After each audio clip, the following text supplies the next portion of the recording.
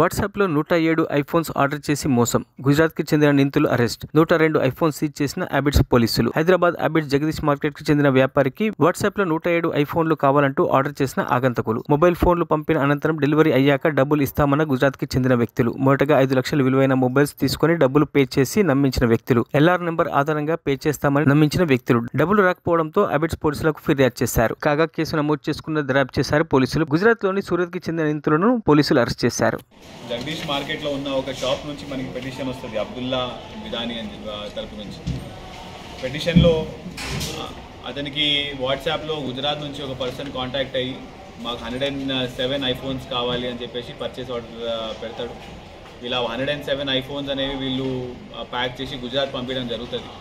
అయితే వాళ్ళు పేమెంట్ చేస్తాను అని చెప్పేసి వీళ్ళని మభ్యపెట్టి పార్సల్ అనేది తీసుకుంటారు. ఆ ఎల్ఆర్ నెంబర్ కూడా వీళ్ళు ఇయ్యను అంటే లేదు మీకు ఇస్తాం మేము కంపల్సరీగా అని చెప్పేసి వీళ్ళని మోసం చేసి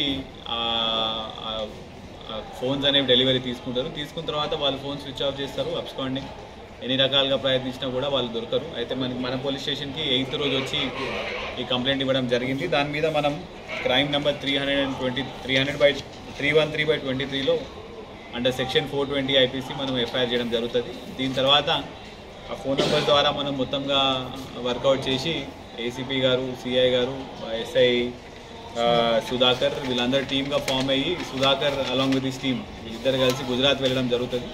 వెళ్ళిన తర్వాత బేస్డ్ ఆన్ ఇంటెలిజెన్స్ మనం అక్కడ నుంచి అక్యూజ్డ్